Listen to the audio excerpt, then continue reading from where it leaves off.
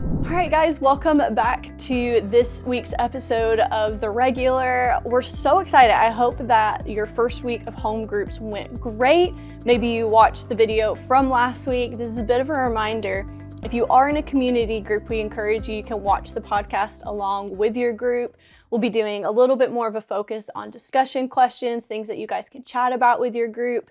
And so if that's kind of where you guys are at, feel free to, sit down, watch this all together. And we're going to have some great questions and practicals for you guys today because we had one killer message this Sunday from the one and only Josh Johnson. Gosh. It was awesome. It was so good I felt like it's a heavy one to talk about in this time. It's true. But I love that our community is willing to step into dangerous conversations for the sake of growth and be challenged by what Scripture tells us, as opposed to all the sound bites that's being said out there. I mean, it's so critical to be grounded in something and anchored in something that's that is deeper than the deep fakes and has, something that we could say, hey, like this is, oftentimes it seems like if something seems so simple and easy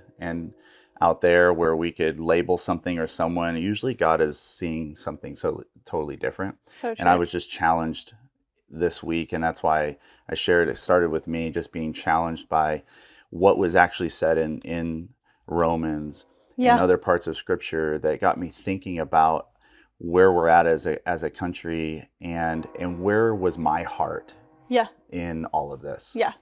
So good. And it's so timely. Like, we haven't really planned out exactly how this Hey Church series was going to hit. Like, we just felt like the Lord was asking us to go through the epistles the way that we have.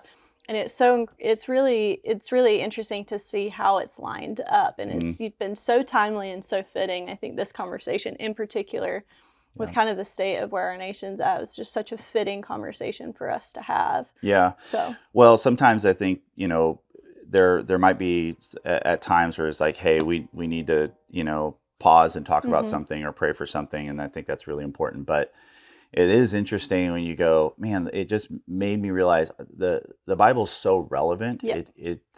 We don't have to force it to be exactly relevant. It is. And it's because there's really not a lot that's changed with how we interact with one another. How, when Jesus says, love your enemies, I mean, it's like as relevant today as it was then. Thousands of years ago. I think Cole said, it only took 2 generations to get murder. So, with Cain and Abel. So it really didn't take long for us to figure out how to be jealous or to hate the other side or to, those things and take things into our own hands. And it seems like there has just been a mission of God to get our hearts to turn from that and towards Him and to see things in a new way. So good. So if we have somebody who could be sitting here with us watching this and they miss the message and they're like, who is this guy? If you could do like a 60-second, this is who I am, this is what I do. Yeah. Okay. So I'm Joshua Johnson. My wife and I have 4 daughters. Rebecca's my wife, and we have 4 daughters that are ranging from 19 down to 10. So it's like crazy town. We have an adult down in, she's down in college at Grand Canyon. We moved here to Redding we're on our 11th year in Redding. So, but I'm a California native, moved here, and have been raising our family. We're business owners in town. I've been on city council. We're really civically engaged, but, mostly just love, pouring into our city, with our free time as much as we can. And just being connected to Risen Ching, which, by the way, could sound really racist. It was not. It was just because I can't talk. So it's just that honey latte. Yeah, Risen King, and we've been here for 2 years and just love what is happening here and just connecting with a lot of friends and building new friends. So that's about us. We're local business owners. So I mean, day to day, we're just out. I'm not on staff here. I love the men's ministry, and I can't wait to see how that's going to continue to grow and develop. So I mean, that's a passion of mine to volunteer here at Risen King. But really, we're just in the city. I really feel like when we moved here, it was our. I don't want to I don't want to make it like we're like some anointed ones or anything like that, but I felt like it was our purpose to be in Reading to try and put our just little fingerprint on it in some little way that we can, and have an impact in some way that it felt like our role was to make Reading a little bit better. And it's not because it was like some bad place. Actually, when I moved here, we immediately fell in love because of the people. Mm-hmm. There are people that dream here. There are people, I mean, really, usually you don't have an isolated city that has so much going on. It's true. And so many entrepreneurs and people that are investing in making it better and bringing community together. I mean, the events we have here, the churches, that it's been really, really cool to see it grow and develop over the last 10 years. That's so cool. And, if you guys have been around for a little bit, you'll kind of know, we say this pretty often, our mission statement here at Risen King, really broken down, is love God, love people, love Reading. And so I love, just honestly, you guys are doing that. And kind of as we've gotten to know the Johnsons and just seeing how you guys live your life, I'm like, wow, this is really, you're doing this stuff. And so it's so incredible having somebody who really is in the city and serving it and loving Reading really well, kind of help us get even just some practicals of how to do that. Mm-hmm. So kind of from the message this week, I mean, there's so much to take away from it. Like, if you guys haven't seen it, you need to go back and watch it. It's so good. And one of the things that I just really have been thinking about, even since the message, is kind of that story that you shared of Ted Bambino. And you're actually in the city. You gave some practicals. How do we engage? And one of them was talking about, like, love your political enemies. Yeah. And you gave this story about kind of the Reading Rodeo Association and some of the wrestles that you guys had, and just the outcome was so beautiful. So I wanted you to touch on that a little bit more. Yep. Just because that was one of my favorite takeaways from the message. Yeah. Well, I mean, a big learning lesson for me, and I think for Ted also, is that we both learned that the assumptions and stories that others were telling us about each other were not true. And that really what oftentimes who you think an enemy is might not actually be an enemy when you get face to face. Now, sometimes you probably will have enemies even after meeting face to face sometimes.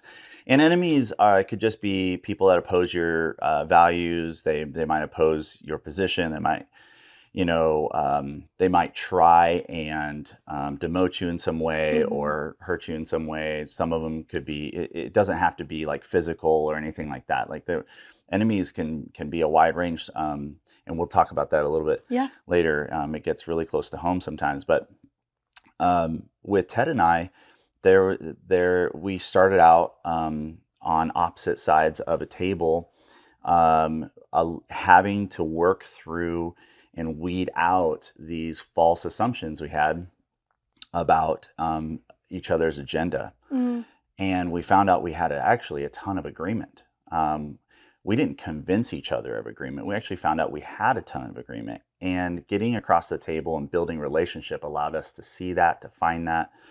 And it turned into, I think, just not only a great friendship with Ted and me now, where we text and we encourage and we're high-fiving and, dreaming new things together. and just, I love what they're doing at the rodeo. My daughter was in junior rodeo. But had we not done the hard work, and Ted is a follower of Jesus as well, and so we both have the same Holy Spirit inside of us. Had we not had our ear to the ground of what God was saying, what he was doing, as we were working out practical things like a lease agreement between the city of Reading and the rodeo, had we not had a listening ear at the same time, we would have missed an opportunity that I think it ended up becoming just such a great thing for our city, which was the Rodeo Church, which, when I brought it up to Ted, we had already gone through the hardest of conversations and broken through and started that kind of budding relationship that it was just the perfect timing when Cole and Kate shared their hope and desire to do that, and Todd Pierce coming in, and all that, and I was like, well, I'll bring it up, and it was just the perfect thing, and also just started to form a bond between us that was like, hey, we're doing this thing that is work, like it's our job. Right. But man, on the side, the thing that makes us smile is like what is happening on the outside, which is also was part of his job because, part of his lease is to do other community events, and it was perfect because he was able to do one really close after making this deal. It's like, yes, we're going to do 7,000 people showed up to Rodeo Church, and crazy. It was just people from all walks of life, and it was amazing. It's so cool because we had, I don't think the Zix did either. We had no idea that there had been this friction between the two of you, and kind of close, like right before Rodeo Church. Totally.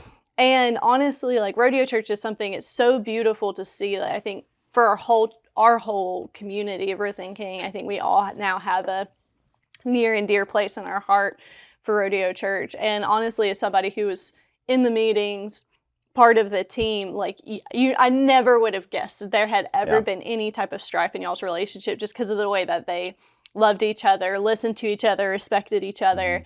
And so it's so beautiful to see. Not only were you guys able to hear each other respectfully, but actually the friendship and such beautiful fruit of Rodeo Church that came from that. Yep.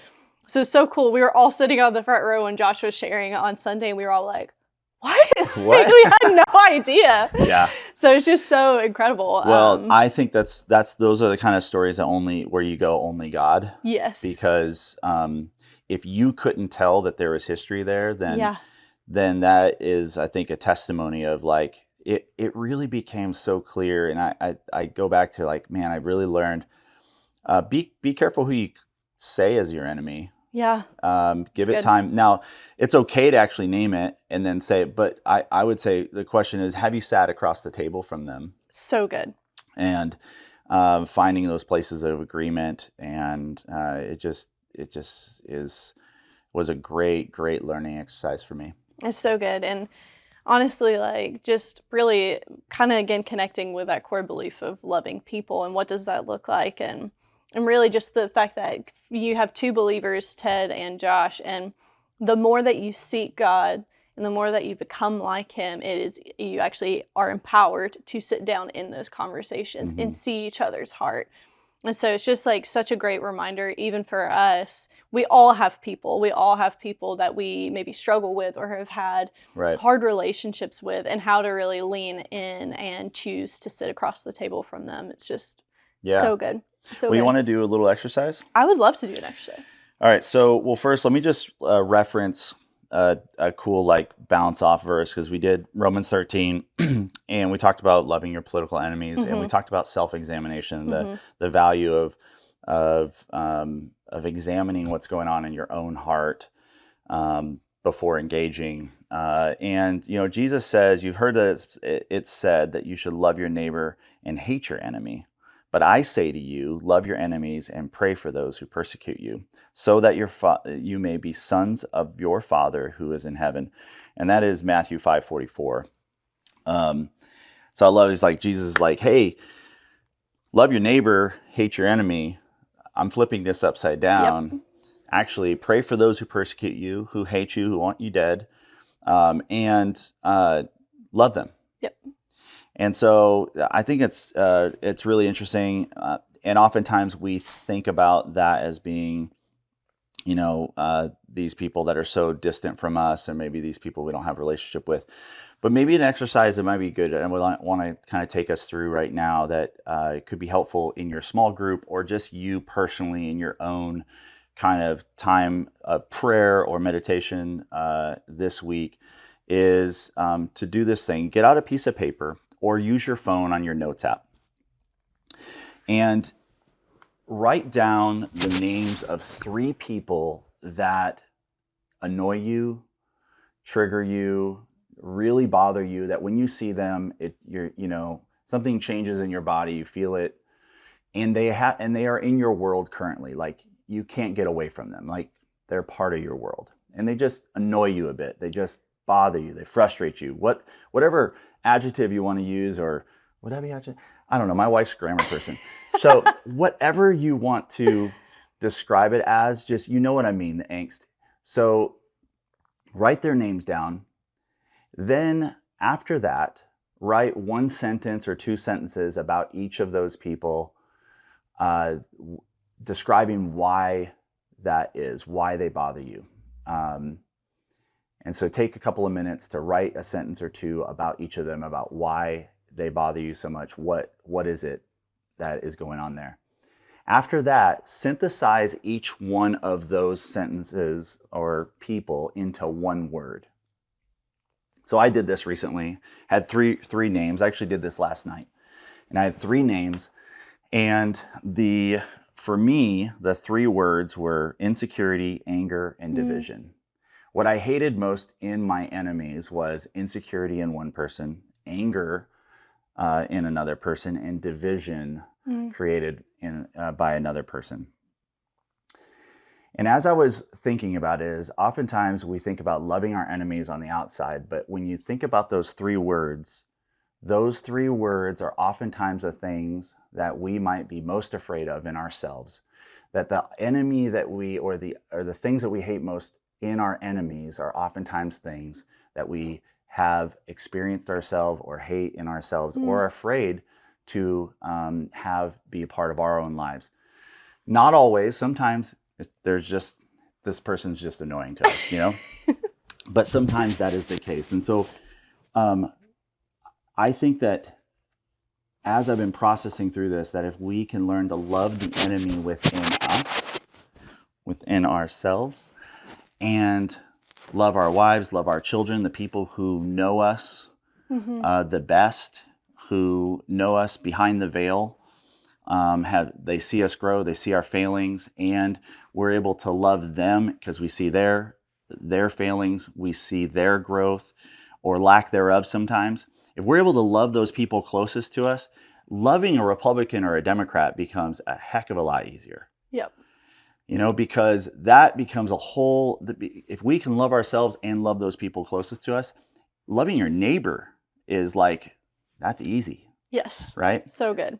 So I just encourage you to go through that exercise, and it's something you can do often, and it's a way to find, what is it? And sometimes you look at that list and you go, man, that sounds like me.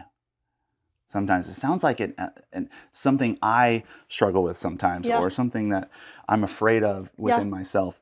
And I think God is inviting us to love ourselves, to love those closest to us, which is in effect going to pour itself out on your neighbor or your city or those who oppose you politically or your ideals or your values. So good.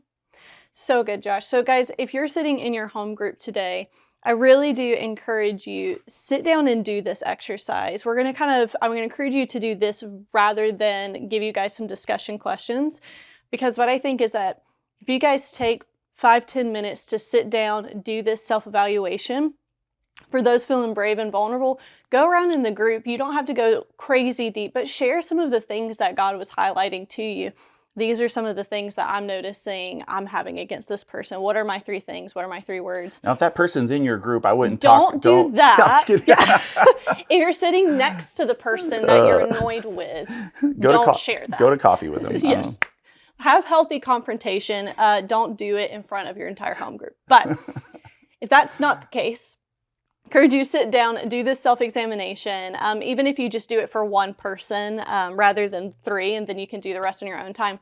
And I also encourage you, take this with you as a tool in your life. Don't just do it in your hour-long home group. Actually take this with you. If you start to notice you're having offense come up towards somebody, you're struggling in a relationship, I encourage you, sit down, do this. This is such an incredible, helpful, practical tool for us.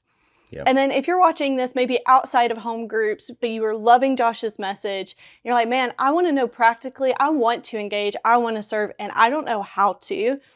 Josh has some great practicals for us, some areas that are currently taking volunteers. They're their organization name, their phone numbers, all of that. So at the end of this video, we're going to put up a slide that has all of that information for you guys. You can pause it, screenshot it, take a picture of it, and get involved. Yeah, So one of the calls to action was, we don't want to be armchair quarterbacks describing all the problems in the city and not part of the solution. And so many of you want to find ways to get involved.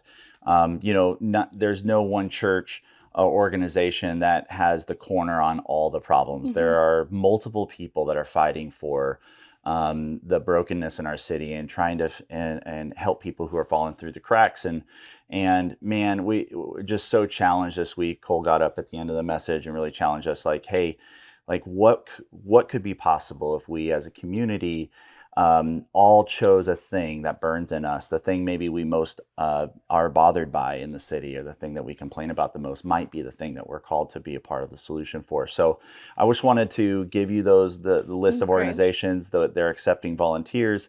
But you're 1 degree separated. If there's something not on that list and you're like, I really burn for this, talk to people within the community. Come up to me, Todd Jones, Brecklin, and you're 1 degree separated from someone that probably knows how to get you plugged into something like that.